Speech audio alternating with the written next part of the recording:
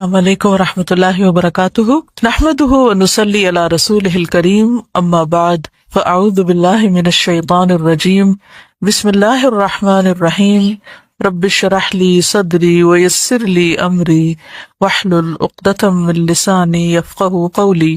عن عبد اللہ بن بسر یقول قال النبی صلی اللہ علیہ وسلم طوبى لمن وجد في صحیفته استغفارا كثيرا، رواہ ابن ماجہ کتاب الادب۔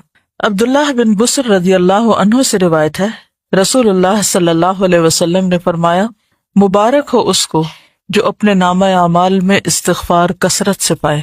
عن عبداللہ بن بسر یقول قال النبی صلی اللہ علیہ وسلم طوبى لمن وجد في صحیفته استغفارا كثيرا، رواہ ابن ماجہ کتاب الادب۔ طوبہ کہتے ہیں نا مبارک ہو، خوشخبری ہو اس شخص کے لیے جس کے صحیفہ یعنی نامہ اعمال میں کثرت سے استغفار موجود ہو۔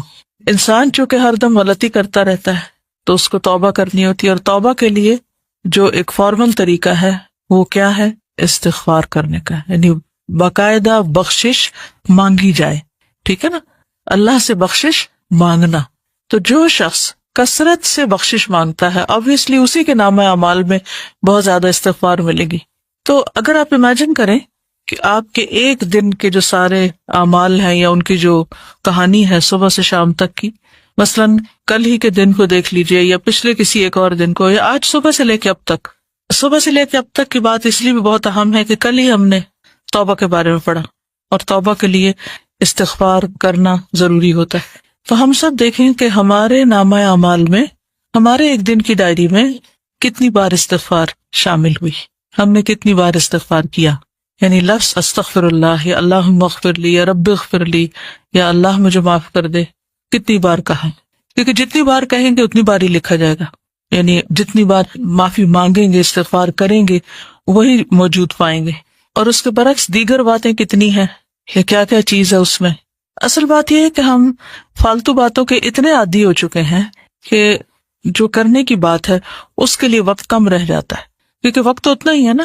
تو آپ چاہیں تو اس میں اچھی باتیں کر لیں، استغفار کر لیں، اللہ کا ذکر کر لیں، یا کسی کو فائدہ پہنچانے کا کوئی کام کر لیں، اور چاہیں تو ادھر ادھر کی اپنی کہانیاں سناتے ہوئے وقت گزار لیں، کیونکہ بولنا تو ہم نے ہے ہی، وہ تو ہماری فطرت میں کہ ہم نے بولنا ہے، اور صبح سویرے بولنا شروع کر دیتے۔ ذکر کا جو وقت ہے، جس وقت ساری کائنات یا زمین آسمان کی ہر چیز ایک طرح سے ذکر میں مصروف ہوتی ہے، چڑیا پرندے ہر چیز چہچہا رہی ہوتی ہے، اور دراصل کیا کر رہے ہوتے ہیں؟ اللہ کی تسبیح ہی کر رہے ہوتے ہیں۔ تو ہم تو اس وقت بھی باز نہیں آتے باتیں کرنے سے، فالتو باتیں، تو باقی دن تو پھر ہے ہی باتوں کا۔ تو ہم سب کو اپنا محاسبہ کرنے کی ضرورت ہے، اور اپنے لیے ایک سوال لکھ کے رکھ سکتے ہیں کہ میں نے آج کتنی بار استغفار کی۔ نبی صلی اللہ علیہ وسلم کتنی بار کیا کرتے تھے؟ جی 70 سے 100 بار کیا کرتے تھے، اور وہ اللہ کے رسول تھے، اور ان کے اگلے پچھلے گناہ سب معاف کر دیے گئے تھے۔ اور ہمارا طرز عمل کیا ہے؟ وجہ یہ ہے کہ ہمیں اپنی غلطیوں کا احساس ہی نہیں ہے، کہ جب احساس ہوتا ہے، ایک تڑپ آتی ہے، ایک پریشانی ہوتی ہے، تو پھر ہی انسان اس کے ازالے کی کوشش کرتا ہے نا۔ بس اگر کسی کے جسم میں کوئی بیماری ہو، جیسے کینسر ہوتا ہے، اور اس کو پتہ ہی نہ ہو کہ وہ بیمار ہے، تو کیا وہ علاج کرائے گا؟ نہیں کرے گا، حتیٰ کہ وہ مرض اس کے لیے کیا بن جاتا ہے؟ جان لیوا بن جاتا ہے۔ کیونکہ ہمیں غلطی کا اعتراف کر کے اس کی اصلاح کرنے کی بجائے کس چیز کی عادت ہے؟ اپنے آپ کو جسٹیفائی کرنے کی، کہ جو ہم سوچ رہے ہیں، جو ہم کر رہے ہیں وہ بالکل ٹھیک ہے۔ ہر چیز کی کوئی نہ کوئی تعویل کر لیتے ہیں۔ تو جب غلطیوں کی تعویل کرتے چلے جائیں گے تو پھر نتیجہ کیا نکلے گا؟ پھر توبہ کی توفیق نہیں ہوگی، توبہ کے لیے شعوری کوشش نہیں ہوگی، اور جب وہ کوشش نہیں ہوگی تو استغفار کہاں سے کریں گے، اور پھر وہ کریں گے نہیں تو نامہ اعمال میں کہاں سے آئے گا، اور اگر نہیں آتا تو پھر وہ مبارک کس کے لیے اور خوشخبری کس کے لیے؟ تو ہر چیز دوسرے کے ساتھ ریلیٹڈ ہے نا، ایک عمل دوسرے عمل کے ساتھ ایک چین ہوتی ہے پوری۔ تو جو بخشش مانگتا ہے اور ندامت کے آنسو گرتے ہیں اس کے، اور وہ کہتا ہے کہ اللہ تو مجھے معاف کر دے، تو اس کے لیے اللہ کا پھر وعدہ ہے کہ اللہ اسے معاف کرے گا۔ حدیث میں آتا ہے، رسول اللہ صلی اللہ علیہ وسلم نے فرمایا، شیطان نے اپنے رب عز و جل سے کہا، مجھے تیری عزت اور جلال کی قسم، میں تیرے بندوں کو اس وقت تک گمراہ کرتا رہوں گا جب تک ان کے جسم میں روح رہے گی، یعنی جب تک مر نہیں جاتا بندہ، روح نکل نہیں جاتی، اس وقت تک ابلیس اپنا کام نہیں چھوڑتا، کہتا میں کرتا رہوں گا گمراہ۔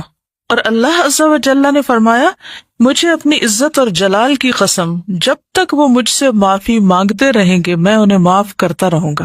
لیکن دیکھیے ہم تھوڑی سی ہمیں تکلیف ہو جاتی ہے، سر دردی ہو جاتا ہے، بخار ہو جاتا ہے، تو کیا اس میں ہماری ہمت توفیق باقی رہتی ہے کہ ہم پھر بھی استغفار کرتے رہیں یا دعا مانگیں یا کوئی ذکر کریں؟ عموماً کیا ہوتا ہے جب ایسی کیفیت ہوتی ہم سب کچھ بھول جاتے ہیں. لوگوں سے بات کرنا، کچھ پڑھنا، کوئی کام کرنا، ہر چیز ایک بوجھ لگتا ہے، کچھ بھی نہیں کرنا چاہتے. پھر ہم بخاری کی روایت میں آتا ہے اے عائشہ مجھے تمہارے بارے میں اس طرح کی خبریں ملی ہیں، اگر تم واقعی اس معاملے میں پاک و صاف ہو تو اللہ تمہاری پاکی بیان کر دے گا، لیکن اگر تم نے کسی گناہ کا ارادہ کیا تھا تو اللہ کی مغفرت چاہو، استغفار کرو، اس کے حضور توبہ کرو، کیونکہ بندہ جب اعتراف کر لیتا ہے اور پھر اللہ کی بارگاہ میں استغفار کرتا ہے تو اللہ اس کی توبہ قبول کر لیتا ہے. دیکھیں جب بھی کسی پر کوئی الزام لگتا ہے تو دو میں سے ایک صورتیں ہوتی ہیں، ایک یہ کہ وہ شخص مجرم نہیں ہوتا، اس نے جرم نہیں کیا ہوتا، اور دوسرا یہ کہ اس نے یا کیا ہوتا ہے یا اس کا ارادہ کیا ہوتا ہے، دو میں سے ایک ہی چیز ہے نا. تو اگر کوئی شخص اس پہ کوئی الزام لگا اور اس نے غلط کام کیا ہی نہیں تو اس کو بالکل اطمینان رکھنا چاہیے کہ میں اس معاملے میں بالکل سچا ہوں اور کسی کی باتوں پر مجھے اوفینڈ نہیں ہونا، مجھے بھڑکنا نہیں، اور مجھے چیخنا چلانا نہیں اور بدتمیزی کا طوفان برپا نہیں کرنا. اللہ کو پتا ہے میں نے غلط کام نہیں کیا اور حمایت کے لیے اللہ کافی ہے. اور دوسرا یہ کہ انسان جب گلٹی کانشیس ہو، اس کو پتا ہو کہ اس نے نیت کی تھی، ارادہ کیا تھا اور کچھ نہ کچھ وہ اس راہ پہ چل پڑا تھا یا پھر کر گزرا تھا، تو پھر اس صورت میں بھی صفائی دینے کی اور اپنے آپ کو سچا ثابت کرنے کے لیے جھوٹ بولنے کی ضرورت نہیں. اور اگر کوئی ایسا کرے گا تو اس کے لیے معافی کا کوئی دروازہ نہیں پھر، کیونکہ وہ ایک تو غلط کر چکا اور دوسرا اس پہ جھوٹ بول رہا ہے، اور جھوٹ بول کر ایک اور گناہ کر رہا ہے، اور پھر اس جھوٹ کو چھپانے کے لیے شاید ایک اور جھوٹ بولنا پڑے. اس طرح وہ گناہوں کی دلدل میں پھنستا چلا جائے گا. تو کبھی بھی کوئی ایسی بات ہو تو سب سے پہلے تو اپنے آپ کا حساب لے، محاسبہ کرے، یہ جو میں نے کیا ہے، یہ جو کہا ہے، اس میں اصل حقیقت کیا ہے، کیونکہ یہ اللہ جانتا تھا، یہ بندے کو خود پتا ہوتا ہے کہ وہ کہاں کھڑا ہے. تو ان دونوں صورتوں میں کتنی بہترین نبی صلی اللہ علیہ وسلم نے راہ دکھائی ہے، اور اس میں انسان کے لیے اطمینان ہی اطمینان ہے. پھر یہ ہے کہ معافی کی امید بھی رکھنی چاہیے، کیونکہ شیطان انسان کے اندر بار بار یہ وسوسہ ڈالتا ہے کہ اللہ تمہیں نہیں معاف کرے گا. اس وسوسے سے بچنا چاہیے، کیونکہ اللہ کا وعدہ ہے وہ معاف کرے گا، تو وہ کیوں نہیں کرے گا؟ وہ ظالم نہیں ہے. رسول اللہ صلی اللہ علیہ وسلم نے فرمایا، اللہ تعالیٰ فرماتا ہے اے ابن آدم جب تک تو مجھے پکارے گا اور مجھ سے پر امید رہے گا، ہوپ فل رہے گا، میں تجھے بخشتا رہوں گا جو بھی گناہ ہوں گے، اور کوئی پرواہ نہ کروں گا کہ کون سے گناہ ہیں. اے ابن آدم اگر تیرے گناہ آسمان کی بلندیوں تک پہنچ جائیں تو پھر تو مجھ سے بخشش طلب کرے تو میں پرواہ کیے بغیر تجھے بخش دوں گا. ولا ابالی، مجھے پرواہ ہی نہیں، کیونکہ ہمارا کوئی گناہ اللہ تعالیٰ کو نقصان نہیں دیتا. بندے عام طور پر جب بندوں کو معاف نہیں کرتے تو کیوں نہیں کرتے؟ کیونکہ بندے بندوں سے ہرٹ ہو جاتے ہیں، یا بندوں کو بندے نقصان پہنچا جاتے ہیں تو وہ معاف نہیں کر پاتے. ہمارا کوئی گناہ اللہ تعالیٰ کو اس طریقے پر ہرٹ نہیں کرتا اور نہ اس کو کوئی نقصان ہوتا ہے. وہ ایک حدیث قدسی میں آتا ہے نا کہ اگر سارے کے سارے اول و آخر جن و انس سب سے زیادہ فاسق و فاجر شخص کی طرح ہو جائے، اس کے دل کی طرح ہو جائے، تو یہ چیز اللہ کی بادشاہت میں کچھ بھی کمی نہیں کرتی. اللہ کو اس کی کوئی پرواہ نہیں، کوئی فکر نہیں، نقصان کچھ نہیں اس پہ. بندوں کا تو نقصان ہو جاتا ہے نا، اللہ کا کوئی نقصان نہیں ہوتا. تو اس لیے اللہ تعالیٰ کو معاف کرنے میں مشکل بھی کوئی نہیں، ویسے بھی وہ عزیز و مقتدر ہے. اے ابن آدم اگر تو زمین کے برابر گناہ لے کر میرے پاس آئے اور اس حال میں مجھ سے ملے کہ میرے ساتھ شرک نہ کیا ہو تو میں تجھے ان گناہوں کے بقدر بخشش عطا کروں گا. پوری زمین بھی ایک بندے کے گناہوں سے بھر جائے تو بھی اللہ تعالیٰ معاف کر دیتا ہے اگر بندہ سچے دل سے توبہ کرنے والا ہو. اس میں وہ مثال بھی آپ یاد رکھیے 99 قتل کرنے والے کی، 99 بندوں کے قاتل کی، اللہ تعالیٰ نے اس کو بھی معاف کر دیا، حالانکہ ابھی وہ اس راہ پہ چلا ہی تھا. عربی کے الفاظ بڑے خوبصورت ہیں کہ جس کا مفہوم کچھ اس طرح بنتا ہے اگر تو آسمان بھر گناہ لائے تو اسی مقدار سے میں تمہارے پاس بخشش لاؤں گا، اور زمین بھر اگر تو گناہ لائے تو زمین بھر بخشش سے تیری طرف آؤں گا. لیکن اصل چیز کیا ہے؟ اعتراف، جو سب سے مشکل کام ہے اپنی غلطی کا. یہ کہنا کہ آئی واز رانگ، میری غلطی ہے، میں نے غلط کیا، یہ دنیا کا مشکل ترین کام ہے. غلطی کرنے کے بعد عموماً ہم یہی کہتے ہیں نہیں میں نہیں غلط، دوسرا بندہ غلط ہے، اس کی غلطی، دوسرے کو بلیم کرتے ہیں اور اپنی غلطی بھول جاتے ہیں. تو توبہ کے لیے لازمی شرط یہ کہ پہلے بندہ مانے، اقرار کرے کہ ہاں میں نے غلط کیا، ورنہ زبان سے صرف تسبیح لے کے آپ سارا دن 1000 دفعہ کہتے رہیں۔ اگر آپ مان ہی نہیں رہے اپنی غلطی تو کس بات کی معافی مانگ رہے ہیں؟ پھر کس بات کی توبہ کر رہے ہیں؟ کس بات پہ استغفار کہہ رہے ہیں؟ نہ آپ وہ بری عادت چھوڑ رہے ہیں، اور نہ ہی آپ اس کا اقرار کر رہے ہیں، اور نہ آپ اس پہ شرمندہ ہیں، اور نہ آپ کو پورا یقین ہے کہ اللہ اس کو معاف کر دے گا۔ تو پھر کر کیا رہے ہیں آپ؟ صرف زبان کی ایکسرسائز، یا ہاتھوں سے دانے پھینکتے چلے جا رہے ہیں کہ میں استغفار کر رہا ہوں۔ پھر یہ کہ جب انسان اللہ سے پر امید ہوتا ہے اور واقعی یہ یقین رکھتا ہے کہ میرا رب ہے جو مجھے معاف کرے گا یا معاف کر سکتا ہے، یا وہ کرتا ہے، ضرور کرتا ہے، تو ایسا شخص پر کبھی مایوس نہیں ہوتا، وہ مایوسی کے قریب نہیں جاتا، وہ ہر حال میں پر امید اور مطمئن رہتا ہے۔ ابو ہریرہ کہتے ہیں میں نے نبی صلی اللہ علیہ وسلم کو فرماتے ہوئے سنا، ایک بندے نے بہت گناہ کیے اور کہا ہے میرے رب میں تیرا ہی گناہ گار بندہ ہوں، تو مجھے بخش دے، یعنی میں ہی تیرا گناہ گار بندہ ہوں، تو مجھے معاف کر دے۔ اللہ رب العزت نے فرمایا میرا بندہ جانتا ہے کہ اس کا کوئی رب ہے جو گناہ معاف کرتا ہے اور گناہ کی وجہ سے سزا بھی دیتا ہے، اس کو یہ بھی یقین ہے کہ اگر نہیں معافی ملی تو پکڑ ہو جائے گی۔ تو میں نے اپنے بندے کو بخش دیا۔ پھر بندہ رکا رہا جتنا اللہ نے چاہا، جتنی اللہ نے اس کو توفیق دی وہ گناہ سے رکا رہے۔ پھر اس نے گناہ کر لیا اور عرض کیا اے میرے رب میں نے پھر گناہ کر لیا، پھر غلطی ہو گئی، اسے بھی بخش دے۔ اللہ تعالیٰ نے فرمایا میرا بندہ جانتا ہے کہ اس کا کوئی رب ہے جو گناہ معاف کرتا ہے اور اس کے بدلے میں سزا بھی دیتا ہے، میں نے اپنے بندے کو بخش دیا۔ پھر جب تک اللہ نے چاہا بندہ گناہ سے رکا رہا، پھر اس نے گناہ کر لیا اور اللہ کے حضور عرض کیا اے میرے رب میں نے پھر گناہ کر لیا، تو مجھے بخش دے۔ اللہ تعالیٰ فرماتا ہے میرا بندہ جانتا ہے اس کا ایک رب ہے جو گناہ معاف کرتا ہے اور اس کی سزا بھی دیتا ہے، تو میں نے اپنے بندے کو 3 مرتبہ بخش دیا، بس اب جو چاہے عمل کرے۔ یعنی اس کا مطلب نہیں جو چاہے اب گناہ کرے تو اب آئندہ کے لیے بھی اس کی بخشش ہوگی، مطلب یہ کہ جب بھی اس سے گناہ ہو تو دیر نہ کرے۔ وہ فارسی میں آتا نا 100 بار گر توبہ شکستی باز آ، 100 بار بھی توبہ ٹوٹ جائے تو بھی باز آ جاؤ، پھر بھی پلٹ آؤ، پھر بھی لوٹ آؤ، کیونکہ وہ رب 100 بار توبہ کرنے والوں کو 100 بار معاف کر دیتا ہے۔ تو اس بات کا یقین کہ اللہ تعالیٰ معاف کر دے گا، اور یہ سراسر اس کے اپنے اختیار میں بھی ہے، یغفر لمن یشاء ویعذب من یشاء۔ رونا کس بات پہ آنا چاہیے کہ اللہ یہ سب تیرا فیصلہ ہوگا، اگر تو نے معاف نہ کیا تو میرے پاس تو کوئی اور دروازہ نہیں کہ میں وہاں جا کے معافی مانگوں، تجھے کو معاف کرنا ہے اور تو معاف کر دے۔ تو اس کے لیے تڑپنا بھی چاہیے، یعنی اس کو کھیل نہیں بنا لینا، چونکہ اللہ نے معاف کر دینا اس لیے گناہ کر لو اور کرتے چلے جاؤ، کیا پتا کہ توبہ کی توفیق بھی پھر ہوتی ہے یا نہیں۔ اس امید پہ گناہ نہیں کرنے چاہیے، ہمیشہ اعتراف کی روش پہ چلتے جانا چاہیے۔ نبی صلی اللہ علیہ وسلم نے لوگوں کو استغفار کی ترغیب بھی دلائی ہے متعدد بار۔ مثلاً ایک بار آپ نے فرمایا قسم اس ذات کی جس کے قبضہ قدرت میں میری جان ہے، اگر تم گناہ نہ کرتے تو اللہ تعالیٰ تمہیں لے جاتا اور ایسے لوگوں کو لاتا جو گناہ کرتے پھر معافی مانگتے تو اللہ ان کو معاف کر دیتا، کیونکہ اللہ تعالیٰ کو معاف کرنا پسند ہے، انسانوں کو معاف کرنا پسند نہیں۔ انسان معاف کرنا پسند نہیں کرتے، لیکن اللہ تعالیٰ معاف کرنے سے محبت رکھتا ہے، وہ معاف کرنا چاہتا ہے۔ شرط یہ ہے کہ کوئی شخص واقعی پر معافی مانگے۔ اب آپ دیکھیے کہ غلطی کس سے ہوتی ہے، غلطی کون کرتا ہے؟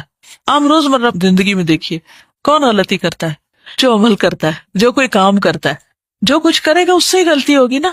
جو کام ہی نہیں کرے گا اس سے کیا غلطی ہونی ہے؟ مثلا برتن کس سے ٹوٹتا ہے؟ جو برتن استعمال کرتا ہے، اور جس نے صرف سجا کے رکھے ہوئے الماری میں اس سے تو نہیں ٹوٹیں گے، اس کے تو بچے رہیں گے۔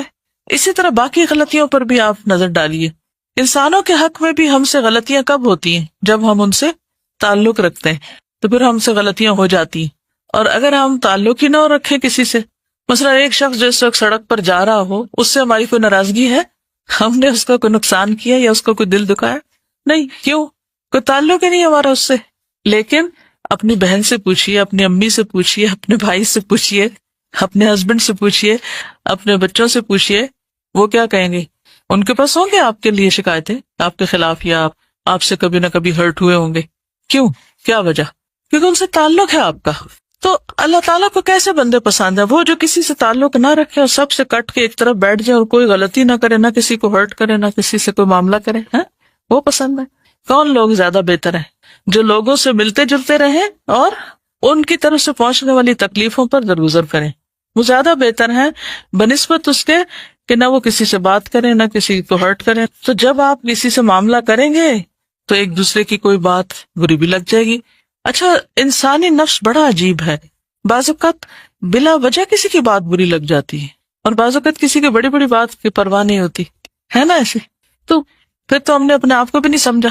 ہم خود بھی کسی ایک چیز پر نہیں، ہم تو اپنے لیے بھی معمہ ہیں، تو دوسروں کے لیے تو ہے ہی ہے. تو اس لیے کبھی کوئی ہمارے بارے میں مس انڈرسٹینڈ کر جائے تو اس کو ایشو نہ بنائے. ٹھیک ہے، تو ایزی رہیں گے. ہین لین سہل قریب. تو ایزی رہنے میں آسانی یہ ہے کہ پھر انسان نہ دوسروں پہ بوجھ ہوتا ہے اور نہ دوسرے اس پہ بوجھ ہوتے ہیں. کسی کو ٹکر لگ جائے، کسی کی کچھ خرابی ہو جائے تو وہ سوری کر لیں، بات ختم، اور چلتے چلے جائیں، آگے بڑھتے جائیں. ورنہ اس کے علاوہ کوئی چارہ نہیں اور کوئی طریقہ نہیں کہ آپ زندگی میں پروگرس کر سکیں. آگے بڑھنے کے لیے معاف کرنا ہی پڑے گا، بھولنا ہی پڑے گا. دوسروں کی غلطیاں ایسی چیز نہیں ہوتی کہ جن کو آپ یاد رکھیں. ٹھیک ہے نا، یہ یاد رکھنے کی چیزیں نہیں ہیں، لیکن عموماً ہم یاد رکھنے والی چیزیں تو بھول جاتے ہیں. ان میں تو ہمارا حافظہ خراب ہے. اور جو یاد نہیں رکھنا چاہیے وہ ہم بھولتے نہیں، کیونکہ ہم بھولنے دیتے نہیں، ان کی گرہ باندھ کے رکھتے ہیں. تو اگر آپ کو بہت ہی شوق ہے کچھ یاد رکھنے کا تو کوئی اچھی چیزیں یاد رکھ لیں، تو خود بھی خوش رہیں گے، دوسروں کو بھی خوش رکھیں گی. اسی لیے ہمیں کچھ ڈھنگ کی چیزیں یاد ہی نہیں رہتی کیونکہ ہمارا دماغ کس میں الجھا رہتا ہے. مثلا کتاب آپ کے آگے رکھی ہوئی ہے، صبح ٹیسٹ بھی ہے اور کو سبق یاد نہیں ہو رہا. کیا وجہ ہے؟ پوچھا کرے، رک کر، کیا مسئلہ کیا ہے، کیوں ایسا ہو رہا میرے ساتھ. تو کوئی نہ کوئی الجھن ہوگی آپ کے دماغ میں جو اتنی آپ کو الجھائے ہوئے ہوگی کہ آپ کی نظریں بھی الفاظ پہ نہیں ٹک رہی ہوں گی. تو کرنا کیا چاہیے ایسے میں جب آپ کو کوئی چیز اتنا زیادہ ڈسٹرب کر دے؟ پھر ہوتے جانا چاہیے. کیا کریں گے؟ تو شخص کو جس نے 99 قتل کیے تھے اسے کیا سجیسٹ کیا تھا؟ جگہ تبدیل کر لو. جی، نیک لوگوں کی بستی میں چلے جاؤ. تو ہم کیا کر سکتے ہیں؟ نہیں پڑھی جا رہی نا بات، تو آپ اس وقت بند کر دیں کتاب، اٹھ کے کچھ اور کرنے چلے جائیں. 5 منٹ لے لیں، 10 لے لیں، کچھ اور کام کر لیں. اتنے میں خوب دماغ خالی سوچ بھی لے گا اور جو کچھ اس میں آ رہا ہے اس الجھاؤ کا کوئی سلجھاؤ ہو بھی جائے گا، اور پھر واپس پلٹ آئیں، پھر آ کے فریش کام شروع کر دیں. یا اس وقت کوئی ایسا کام لے لیں کہ جس میں بہت زیادہ آپ کو ذہنی یکسوئی نہ چاہیے، تھوڑے سے اٹھ جائیں وہاں سے، اس جگہ کو چھوڑ دیں. غصے کا بھی علاج کیا ہے؟ جگہ چھوڑ دیں، پوزیشن بدل لیں بیسیکلی. تو ان چیزوں کا بھی علاج یہی ہے کہ آپ ہٹ جائیں وہاں سے. پھر اللہ سبحانہ و تعالیٰ قرآن پاک میں فرماتے ہیں افلا یتوبون الی اللہ ویستغفرونہ، کیا وہ اللہ سے توبہ نہیں کریں گے، استغفار نہیں کریں گے؟ واللہ غفور الرحیم، اور اللہ غفور الرحیم ہے. نبی صلی اللہ علیہ وسلم کو حکم دیا گیا واستغفر اللہ ان اللہ کان غفور الرحیم، اور اللہ سے بخشش طلب کیجیے، اللہ تعالیٰ یقیناً بہت بخشنے والا، رحم فرمانے والا ہے. سب لوگوں کو حکم دیا گیا توبوا الی اللہ جمیعا، اور وَأَنِ اسْتَغْفِرُوا رَبَّكُمْ ثُمَّ تُوبُوا إِلَيْهِ. سورۃ ہود میں ہود علیہ السلام نے اپنی قوم کو کہا تھا کہ اپنے پروردگار سے معافی مانگو اور اس کے حضور توبہ کرو. پھر نوح علیہ السلام نے بھی کہا فَقُلْتُ اسْتَغْفِرُوا رَبَّكُمْ إِنَّهُ كَانَ غَفَّارًا يُرْسِلِ السَّمَاءَ عَلَيْكُمْ مِدْرَارًا. ہود علیہ السلام نے کہا وَيَا قَوْمِ اسْتَغْفِرُوا رَبَّكُمْ ثُمَّ تُوبُوا إِلَيْهِ. شعیب علیہ السلام نے کہا وَاسْتَغْفِرُوا رَبَّكُمْ ثُمَّ تُوبُوا إِلَيْهِ. نبی صلی اللہ علیہ وسلم نے اپنی قوم کو استغفار سکھائی نہیں، اپنے لوگوں کو. نبی صلی اللہ علیہ وسلم کے پاس جب کوئی آ کے یہ کہتا ہے یا رسول اللہ صلی اللہ علیہ وسلم جب میں اپنے پروردگار سے دعا کروں تو کیا کہا کروں؟ تو آپ نے فرمایا کہو اللہم اغفر لی وارحمنی واہدنی وارزقنی، اے اللہ مجھے معاف کر دے، مجھ پر رحم فرما، مجھے ہدایت دے، مجھے رزق دے. اس کے بعد آپ نے انگوٹھے کو نکال کر باقی 4 انگلیوں کو بند کر کے فرمایا یہ 4 چیزیں دنیا اور آخرت دونوں کی جامع ہے، یعنی جس کو یہ 4 چیزیں مل گئی اس کو دنیا آخرت سب کچھ مل گیا. 2 سجدوں کے بیچ میں ہم یہ دعا پڑھتے ہیں، ٹھیک ہے؟ تو تھوڑا شعوری طور پر پڑھنے کی کوشش کریں کیونکہ اس میں دنیا اور آخرت کی بھلائیاں ہیں اس دعا میں. اور ویسے بھی دعا کرتے وقت اگر انسان استغفار کرتا ہے تو ایک طرح سے پہلے اس کے گناہ دھل جاتے ہیں، پھر اس کے بعد اللہ کا قرب مانگتا ہے، اللہ کی محبت مانگتا ہے، باقی چیزیں مانگتا ہے. تو یہ ایسے ہی ہے کہ جیسے انسان پہلے نہائے دھوئے پھر خوشبو لگائے، ٹھیک ہے؟ نبی صلی اللہ علیہ وسلم اسلام قبول کرنے والے کو سب سے پہلے استغفار سکھاتے تھے. یہ صحیح مسلم کی روایت ہے. کان رسول اللہ صلی اللہ علیہ وسلم یعلم من اسلم یقول اللہم اغفر لی وارحمنی واہدنی وارزقنی. ٹھیک ہے، جب کوئی مسلمان ہوتا تو آپ اس کو یہ کلمات سکھاتے کہ یہ مانگو. پھر ایمان والوں کی صفت بھی یہی ہے وبالاسحار ہم یستغفرون والمستغفرین بالاسحار، سورۃ آل عمران میں آتا ہے. خاص طور پر عورتوں کو استغفار کا حکم دیا گیا. حدیث یاد ہے کسی کو؟ اور کیوں دیا گیا؟ صحیح مسلم کی روایت ہے، رسول اللہ صلی اللہ علیہ وسلم نے فرمایا، اے عورتوں کے گروہ، صدقہ کرتی رہا کرو اور کثرت سے استغفار کرتی رہا کرو. یعنی ہم خواتین کو اور بھی زیادہ استغفار کی ضرورت ہے، کیونکہ میں نے دوزخ والوں میں زیادہ تر عورتوں کو دیکھا ہے. ان عورتوں میں سے ایک عقل مند عورت نے عرض کیا کہ ہمارے کثرت سے دوزخ میں جانے کی وجہ کیا ہے؟ ان سے سوال کیا. آپ نے فرمایا، تم لعنت کثرت سے کرتی، یعنی لعن تان، دوسروں کو بلیم کرنا، دوسروں کو برا بھلا کہنا، اور اپنے خاوند کی ناشکری کرتی. ناشکری بھی نا ایک عادت ہوتی ہے کہ کسی حال پہ راضی نہ ہونا، کسی کا احسان نہ ماننا. پھر اسی طرح یہ ہے کہ ہمیں صرف اپنے لیے نہیں، دوسروں کے لیے بھی استغفار کرنی چاہیے. وہ بھی ہم نماز میں کرتے ہیں، اسے بھی تھوڑا سا شعور کے ساتھ کیجیے. کیا کہتے ہیں؟ ربنا اغفر لی ولوالدی وللمؤمنین یوم یقوم الحساب. ٹھیک. خصوصاً جب کوئی فوت ہو جائے تو اس کی بخشش کی دعا کرنی چاہیے. نجاشی جب فوت ہو گیا تھا تو نبی صلی اللہ علیہ وسلم نے صحابہ سے کہا تھا کہ استغفروا لاخیکم، اپنے بھائی کے لیے استغفار کرو، یعنی اس کی مغفرت کی دعا کرو. حسن بصری کہتے ہیں کثرت سے استغفار کرو، اپنے گھروں میں، اپنے دسترخوانوں پر، اپنے راستوں میں، بازاروں میں، مجلسوں میں، جہاں بھی تم ہو. تمہیں نہیں معلوم کہ کہاں بخشش نازل ہو جائے، کہاں اللہ تعالیٰ بخش دے. کیونکہ حدیث ہے نا، توبہ یعنی خوشخبری کس کے لیے؟ لمن وجد فی صحیفتی استغفارا کثیرا، جس کے صحیفے میں، جس کے اعمال نامے میں کثرت سے استغفار ہو. تو پھر ہر موقع پہ، ہر مجلس میں، ہر جگہ انسان کرتا رہے، اور پھر برائی کرتے ہی ساتھ ہی کر لے. لیکن صرف برائی کرتے ہی نہیں، نیکی کے بعد بھی، نیکی کا کام کر کے بھی. کیوں؟ وہ کیوں؟ جیسے نماز کے بعد ہم سلام پھیرتے ہیں نا، تو سب سے پہلے کیا کرتے ہیں؟ اللہ اکبر، استغفر اللہ. وائی؟ کیوں؟ آپ نماز کے اندر بھی غلطیاں ہوتی ہیں، نماز کا حق ہی ادا نہیں کرتے، اور شابش، نیک کام کرتے ہوئے ہو سکتا نیت میں کوئی خرابی ہوگی، اور تکبر سے بھی بچتا ہے انسان کہ ہم اس کا حق ادا نہیں کر پائے. یا اللہ تو معاف کر دے، ہمیں جو کرنا چاہیے وہ ہم نے نہیں کیا. اس سے ایروگنس نہیں آئے گی کہ ہم نے بہت کچھ کر لیا، جو کرنا چاہیے تھا وہ کر نہیں پائے. ما عبدناک حق عبادتک، فرشتے کہیں گے نا. اور حقیقت بھی یہی ہے نا، ہم میں سے کون سیٹسفائیڈ اپنے کاموں سے کہ میں تو بہت اچھے کر رہا ہوں. یہ دھڑکا لگا رہتا ہے کہ کل جب کھلے گا اعمال نامہ تو پتہ نہیں کون سا کام کس کوالٹی کا نکلے گا اس میں سے. اول تو نیکیاں کرتے ہی کام ہے، جو کر لیتے ہیں ان کو خراب بہت زیادہ کر دیتے ہیں، مختلف چیزوں سے ان کو ستیہ ناش بھی کرتے ہیں یا ان کی شکل بگاڑ دیتے. تھوڑا سا کام کر لیتے ہیں تو بس چین نہیں پاتے جب تک لوگوں کو بتا نہ بیٹھے کہ یہ میں نے کیا تھا. جیسے ابھی بات ہوئی تھی نا کہ اگر کوئی بات کر رہا ہو تو میں تو پہلے سے ہی کرتا ہوں، مجھے تو پہلے ہی پتا ہے، یہ تو میں پہلے سے جانتا ہی ہوں، یہ تو مجھے آتی ہے، یہ میں نے ہی تو کیا تھا. عموماً کیا جملے ہوتے ہیں. کیا اللہ تعالیٰ نہیں دیکھ رہا اس وقت کہ ہمیں اصل شوق کس بات کا ہے، اصل شوق کس چیز کا ہے، اور کیا محرک ہے، کس جذبے سے لگے ہوئے ہیں. تو اس لیے اس پہ بھی بہت راضی ہو جانے کی ضرورت نہیں.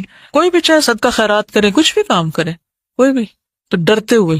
والذین یؤتون ما آتوا وقلوبہم وجلۃ، تو اہل ایمان تو وہ ہوتے ہیں کہ جو کرتے ہیں اور ان کے دل ڈر رہے ہوتے ہیں، نیکی کرتے ہوئے ڈر رہے ہوتے ہیں کہ پتہ نہیں کس کوالٹی کی ہے یہ. سال میں سب سے زیادہ بخشش کب ہوتی؟ رمضان کے علاوہ یوم عرفہ. عرفہ کے دن سب سے زیادہ لوگوں کی معافی ہوتی ہے، اور شیطان اپنے سر میں مٹی ڈالتا ہے، روتا ہے، چیختا ہے، چلاتا ہے. آپ کو پتہ ہے کہ عرفات سے واپس آنے کے بعد کیا کرنے کو کہا گیا؟ آیت پڑھے، ثم افیدوا واستغفروا اللہ.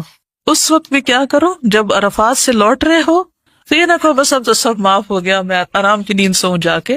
پھر بھی واپسی پہ ذکر کیا ہونا چاہیے؟ اس وقت بھی کیا کہتے رہو، کیونکہ یہ بہت بڑی مشکل ہے کہ نیکی کرتے ہی ساتھ ہی شیطان اندر آ جاتا ہے اور وہ انسان کو نا بلا دیتا ہے، تم نے تو کارنامہ کر لیا، تم نے تو بہت بڑا تیر مارا.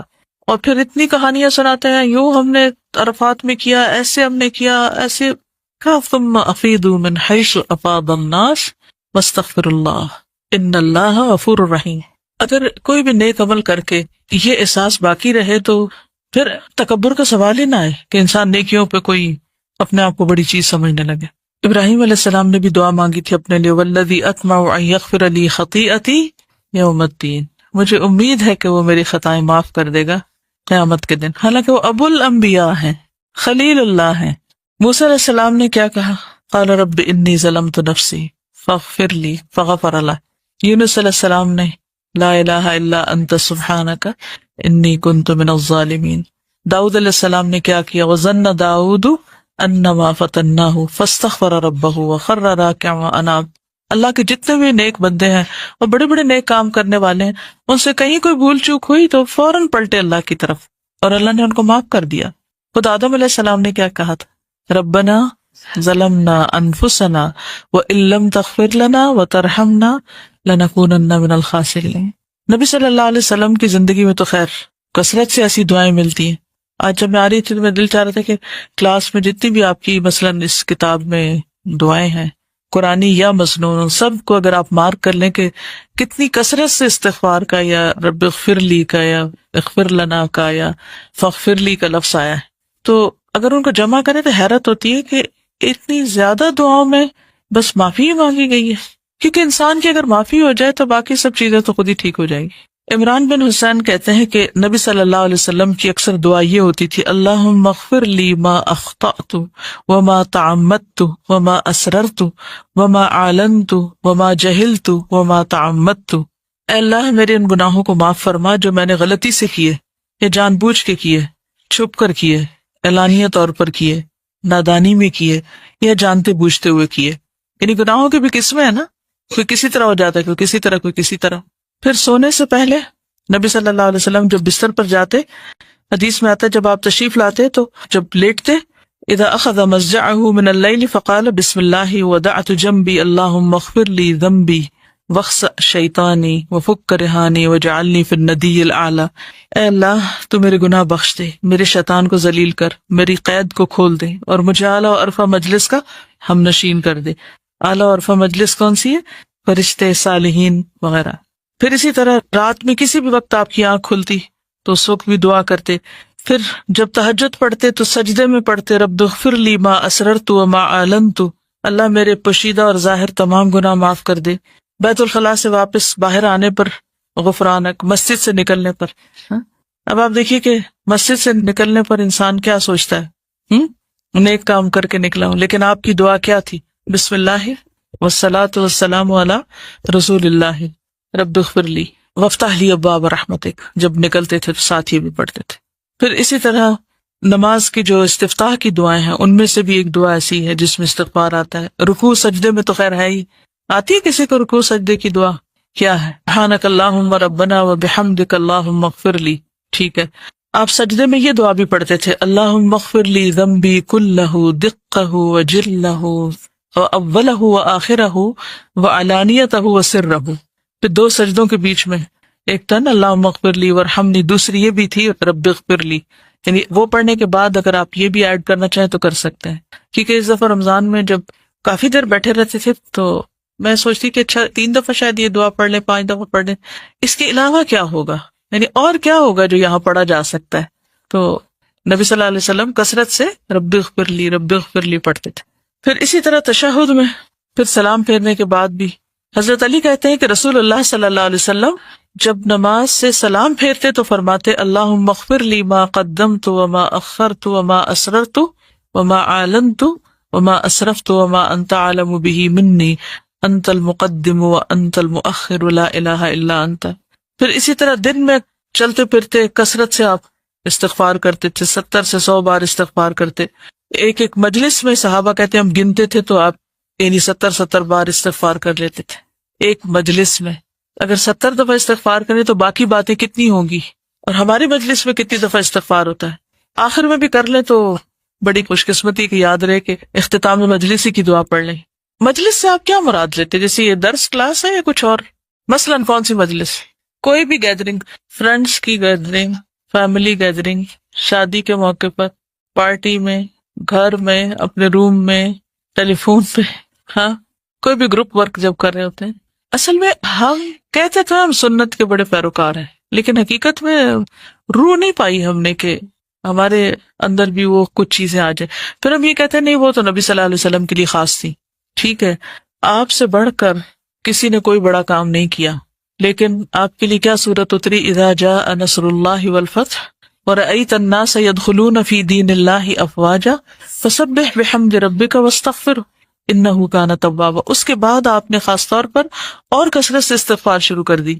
اتنی بڑی اچیومنٹ کے بعد، مشن مکمل ہو گیا اس کے بعد، تو ٹھیک ہے وہ اگر 100 بار کرتے تھے یا 70 بار، تو ہمیں کم از کم کتنی بار کر لینی چاہیے یا ہمیں ضرورت نہیں. اصل بات یہ کہ اگر ہمارا شعور زندہ ہونا کہ جب ہم کوئی بات کر رہے ہوتے ہیں، کوئی کام کر رہے ہوتے ہیں، تو اس کے بیچ میں ہی ہمیں اگر احساس ہونے لگے کہ کچھ ٹھیک نہیں ہوا، تو آپ دیکھیں کہ یہ جو ڈپریشن کے فٹس پڑتے ہیں نا، اور یہ دل گھبرانے کے اور یہ پریشانی کے اور کہ وہ لو ہو رہا ہے سب، تو وہ شروع ہونے ہی لگے تو پکڑ لیں اپنے آپ کو. اب لیٹ نہ جایا کریں اس کے آگے کہ ہاں چڑھائی کر دو مجھ پر بے بسی یا اداسی کا فٹ یا غم کا یا غصے کا یا کسی چیز کا. اسے کنٹرول نہ کرنے دیا کریں اپنے آپ کو، اسی وقت ہوشیار ہو جایا کریں. اور ہوشیاری کے لیے کیا، جگہ تبدیل کر دیں، ہٹ جائیں وہاں سے، اور پھر اس کے بعد فوراً استغفار شروع کر دی، تسبیح شروع کر دی، کوئی اچھا کام شروع کر دیا. اور پھر آپ دیکھیں گے کہ وہ جو آیا تھا نا شیطان اپنی فوجوں کے ساتھ، تو آپ نے اس کو ہرا دیا، ناکام کر کے واپس بھیج دیا. آپ کو پتا نا جب کوئی شخص دین کی طرف آتا ہے تو پھر شیطان اکیلا نہیں، وہ جب ہار جاتا ہے نا، تھک جاتا ہے، صفر فوجیں لے کے آ جاتا ہے. آپ نے دیکھا ہوگا جو بچے قرآن حفظ کر رہے ہوتے ہیں ان کو کتنی مشکل ہوتی ہے بیچ میں، اگر آپ میں سے کچھ لوگوں نے کیا ہو، کیونکہ ان کے اوپر زیادہ اٹیک ہوتا ہے، زیادہ اگریسو ہو جاتے ہیں بعض اوقات کہ اس کو تو میں کسی طرح پکڑوں، اس کو تو اغوا کروں. تو اگر کسی کے دروازے پر فوج کھڑی ہو اغوا کرنے کے لیے اس کو، تو وہ کیا کرے گا؟ کسی سے مدد لے گا؟ چھپے گا؟ بچے گا؟ ہاں، مشکل یہ نا کہ نظر نہیں آتی نا یہ فوجیں، لوگ تو ہمیں نظر آ جاتے ہیں تو ہم فوراً دفاع کے لیے کچھ سوچتے ہیں. شیطانی فوجیں نظر نہیں آتی، اس لیے سوچتے بھی نہیں. پھر تو وہ چیزیں محسوس ہوتی ہیں انسان کو، تو اپنے محسوسات پہ نظر رکھا کریں. وہ جو عام طور پر ایک کوشچن لکھا ہوتا ہے نا مختلف سوشل میڈیا وغیرہ کے اوپر کہ واٹس آن یور مائنڈ، کہ کیا سوچ رہے ہو تم اس وقت، تو یہاں لکھ دو، پوری دنیا میں نشر کرو کہ کیا سوچ رہے ہیں. اور آپ پھر دیکھیں کہ لوگ کیا کیا لکھتے ہیں نا، کہ کیا سوچ رہے ہیں، ان کے ذہن میں کیا ہے. اور میں سوچتی ہوں کہ کس قدر لوگ بے وقوف بنائے جاتے ہیں نا، کہ اب کچھ بالکل آپ کی پرائیویٹ فیلنگز ہوتی ہیں، اور جب آپ اس کو لکھ کے دنیا میں نشر کرتے ہیں، یا آپ کی خاص طور پر کچھ چیزیں ایسی ہوتی ہیں کہ جو صرف آپ کے لیے ہوتی ہے نا، ان کو پبلک کرنا درست نہیں ہوتا، لیکن ہم بے سوچے سمجھے اپنی ہر چیز کو پبلک کر دیتے ہیں. تو نقصان کیا ہوتا ہے؟ پھر اس کے ٹریپ میں آ جاتے ہیں. یہ بھی پھندے ہیں اصل میں، کیونکہ پھر انسان اس سے پھر نکلے کیسے؟ تو جتنے پھندے زیادہ ہوتے ہیں اتنا نکلنا مشکل ہو جاتا ہے ان سے. کہ ہر 15 منٹ بعد اگر ہم استغفار کا اپنے ساتھ باندھ لیں، گھڑی تو ہم دیکھتے ہی رہتے ہیں، کچھ لوگ تو خبط ہوتا ہے وہ گھڑی دیکھنے کا، تو اس کے ساتھ اگر یہ باندھ لیں تو دن میں کم از کم ایک سنت تو پوری ہو. اور دوسرے کے لیے آپ اسی وقت کر سکتے ہیں نا استغفار جب آپ نے اس کو واقعی خود بھی معاف کر دیا ہو، ورنہ تو آپ اللہ سے بھی اس کے لیے بخشش نہیں مانگیں گے. پھر اسی طرح آپ دیکھیے کہ سواری پہ بیٹھتے ہوئے بھی، اور پھر دنیا سے رخصت ہوتے ہوئے حضرت عائشہ کہتی ہیں کہ رسول اللہ صلی اللہ علیہ وسلم وفات سے کچھ پہلے آپ پر پشت کا سہارا لیے ہوئے تھے. آپ نے کان لگا کے سنا آپ دعا کر رہے ہیں، اللہم اغفر لی وارحمنی والحقنی بالرفیق الاعلی، اے اللہ مجھے بخش دے، مجھ پہ رحم کر اور مجھے رفیق اعلیٰ سے ملا. استغفار کے فائدے بھی قرآن و سنت سے ہمیں پتہ چلتے ہیں. سب سے پہلے تو ایک انسان کا دل صاف ہوتا ہے، اس کے اندر سے بری فیلنگ، برے وسوسے اور یہ چیزیں. ابن قیم کہتے ہیں کہ سینے کی گھٹن کے اسباب میں سب سے بڑا سبب اللہ سے اعراض کرنا ہے، دل کو اللہ کے سوا کسی اور کے ساتھ جوڑنا اور اللہ کے ذکر سے غفلت کرنا ہے. اور ہمیشہ دل سے سچا استغفار نکلنا جو ہے وہ دل کو تندرستی اور سلامتی کی طرف لوٹا دیتا ہے، یعنی گھٹن اور تنگی اس کی دور کر دیتا ہے. پھر یہ جسم کے اعضاء کا کفارہ بھی ہے. مختلف اعضاء سے جو غلطیاں ہوتی ہیں، 360 جوڑوں پر جو صدقہ واجب ہوتا ہے، ان میں سے ایک استغفار بھی ہے. بیماریوں کا علاج بھی ہے. قتادہ کہتے ہیں کہ یہ قرآن تمہیں بیماری اور علاج بتاتا ہے، گناہ تمہاری بیماری ہے اور استغفار ان کا علاج ہے. اب یہ بات جو ہے کہ گناہ بیماری ہے اور استغفار علاج ہے، اس کے پیچھے کیا ریزن ہے؟ ایک تو یہ کہ دل کی بیماری، روحانی بیماری کہہ سکتے ہیں آپ، لیکن عام جو ہمیں جسمانی بیماریاں بھی ہوتی ہیں ان کے پیچھے بھی گناہ ہوتے ہیں. تو اللہ تعالیٰ بیماریوں کے ذریعے انسان کو ایک طرح سے پاک بھی کرتا ہے. تو بیماریوں کے علاج میں استغفار بھی شامل کر لینا چاہیے، چاہے وہ روحانی بیماریاں ہوں چاہے وہ جسمانی بیماریاں ہوں. کیونکہ نوح علیہ السلام نے جو اپنی قوم کو کہا تھا نا کہ استغفار کرو، تو اللہ تعالیٰ تمہیں کیا کچھ عطا کرے گا؟ بارشیں برسائے گا، باغ اگائے گا، اولاد دے گا اور یعنی مال دے گا. تو دنیا کی جو نعمتیں ہیں جن میں ایک صحت بھی ایک ہے، تو اس کے لیے بھی استغفار فائدہ مند ہے. امام ذہبی کہتے ہیں کہ بیماری کا علاج کثرت کے ساتھ سحری کے وقت استغفار کرنا اور سچی توبہ کرنا ہے. کیونکہ بہت سی جسمانی بیماریوں کا تعلق انسان کی روح کے ساتھ بھی ہوتا ہے، اس کی سوچ کے ساتھ بھی ہوتا ہے. پھر آپ دیکھیے کہ نبی صلی اللہ علیہ وسلم نے جو اپنے بارے میں فرمایا تھا نا کہ میرے دل پر پردہ سا آ جاتا ہے، غبار سا آ جاتا ہے، اس وجہ سے میں ایک دن میں 100 مرتبہ اللہ سے استغفار کرتا ہوں. اب علماء کہتے ہیں کہ آپ نے جو غین کا لفظ استعمال کیا نا، الغان یا غین، اس کا معنی ہوتا ہے وہ غفلت جو اللہ کے ذکر پر مداومت کی کمی سے ہوتی ہے. یعنی اللہ کے ذکر میں کمی اگر کسی وجہ سے ہو جائے، کئی وجوہات ہوتی ہیں. مثلا کیا وجہ ہوتی ہے ذکر میں کمی کی؟ خواتین کے لیے تو معقول وجہ ہے، ہاں، معروف وجہ ہے. جب نماز نہیں پڑھتے تو خود بخود بہت سی چیزوں میں کمیاں آ جاتی ہے، دین کا نقصان ہوتا ہے. اسی طرح بعض کام انسان کو اپنے اندر اتنا مشغول کر لیتے ہیں، مثلا مرد حضرات جو مثلا مارکیٹ میں کھڑے ہیں، ان کو اپنی بزنس ڈیلز کرنی ہے، ادھر کی بات ادھر کی، صبح سے دوپہر تک وہ اپنے کام میں لگے ہوئے ہیں، تو اب وہ ذکر کے لیے وقت نہیں پا رہے. بھاگے دوڑے نماز پڑھی، پھر دوبارہ جا کے اپنے کام میں لگ گئے. کچھ کام ایسے ہوتے ہیں جو پیورلی دنیا کے ہوتے ہیں اور اس میں آپ کو فلی کنسنٹریٹ کرنا پڑتا ہے، تو اس وقت آپ ساتھ ساتھ کوئی ذکر نہیں کر سکتے. تو کیا ہوتا ہے، آپ کی بیٹری لو ہو جاتی ہے، قدرتی طور پہ لو ہو جاتی. نماز سے وہ ریچارج ہوتی ہے، لیکن اس کے علاوہ بھی جو استغفار ہے وہ اس غبار کو، اس میل کو، اس پردے کو ہٹانے یا دھونے کا کام دیتا ہے. پھر اسی طرح غیبت کا کفارہ بھی ہے. بعض علماء کہتے ہیں کہ غیبت سے توبہ یہ ہے کہ آپ جس کی غیبت کریں اس کے حق میں بخشش کی دعا کریں. یعنی جس کی غیبت ہو گئی، اور کس کی غیبت ہوتی ہے؟ جس سے کوئی ناراضگی ہے، اس کے ساتھ کوئی گڑبڑ ہوئی، تو اس کے لیے استغفار کریں. تو جب اس کے لیے آپ کریں گے تو پھر اس سے ناراضگی بھی کم ہوگی اور تعلقات بھی ٹھیک ہو جائیں گے، اور آئندہ پھر غیبت کی ضرورت بھی نہیں پیش آئے گی. تو وہ اصلاح قلوب بھی کرتی ہے اور اصلاح احوال کا ذریعہ بھی بنتی ہے پھر استغفار. پھر یہ کہ عذاب ٹل جاتا ہے انسان سے. سورۃ الانفال میں آتا ہے وَمَا كَانَ اللَّهُ مُعَذِّبَهُمْ وَهُمْ يَسْتَغْفِرُونَ، اور اللہ ایسے لوگوں کو عذاب دینے والا نہیں جو استغفار کرتے ہوں. حدیث میں آتا ہے انسان جب تک اللہ تعالیٰ سے استغفار کرتا ہے اس وقت تک اللہ تعالیٰ کے عذاب سے محفوظ رہتا ہے، اللہ کے عذاب سے محفوظ رہتا ہے. حسن بصری کہتے ہیں اگر تم رات کے قیام اور دن کو روزہ رکھنے پر قدرت نہیں رکھتے، یعنی نہ تم صبح اٹھ پاتے اور نہ روزہ رکھتے ہو، تو جان لو کہ تم محروم ہو. خطاؤں اور گناہوں نے تمہارا دل جکڑ رکھا ہے، اس لیے تمہیں نیکی کی توفیق نہیں ہو رہی. خطاؤں اور گناہوں نے تمہارا دل جکڑ رکھا ہے، تو اس جکڑن کو نکالنا چاہیے. پر استغفار رحمت کا ذریعہ ہے. قرآن پاک میں آتا ہے لولا تستغفرون اللہ لعلکم ترحمون، تم اللہ سے بخشش کیوں نہیں مانگتے تاکہ تم پہ رحم کیا جائے.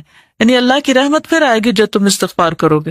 اور پھر کبیرہ صغیرہ سب گناہوں کے لیے، اور خصوصاً والدین کے حق میں جب بندہ استغفار کرتا ہے تو ان کے مرنے کے بعد ان کے درجات بھی بلند ہوتے ہیں. ایک اور حدیث میں آتا ہے جو آدمی یہ پسند کرتا ہے کہ اس کا نامہ اعمال اسے خوش کر دے، یعنی اپنی کتاب دیکھ کے خوش ہو جائے، تو وہ کثرت سے استغفار کرے. پہلی حدیث میں تو مبارک کی بات ہے اور اس میں خوش ہونے کی بات ہے. حسن بصری نے ایک بوجھ اٹھانے والے کو اجرت پہ رکھا تو سارا راستہ اس کو یہی کہتے ہوئے سنا الحمدللہ استغفر اللہ.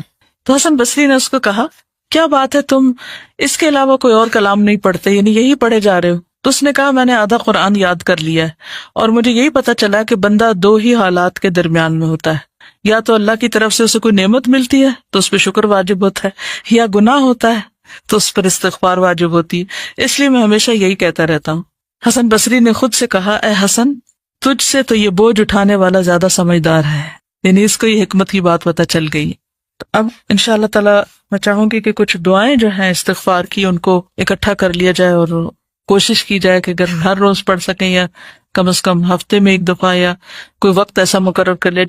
اور ان دعاؤں میں جیسے ربی انی ظلمت نفسی فاغفر لی، رب اغفر وارحم وانت خیر الراحمین، رب اغفر لی ولوالدی ولمن دخل بیتی مؤمنا وللمؤمنین والمؤمنات، رب اغفر لی ولاخی وادخلنا فی رحمتک وانت ارحم الراحمین، ربنا اتمم لنا نورنا واغفر لنا، پھر ربنا اغفر لنا ذنوبنا واسرافنا فی امرنا وثبت اقدامنا، پھر ربنا اغفر لنا ولاخواننا الذین سبقونا بالایمان، ربنا اغفر لنا ذنوبنا وکفر عنا سیئاتنا وتوفنا مع الابرار، ربنا لا تجعلنا فتنة للذین کفروا واغفر لنا ربنا انت ولینا فاغفر لنا وارحمنا وانت خیر الغافرین، سمعنا واطعنا غفرانک ربنا والیک المصیر.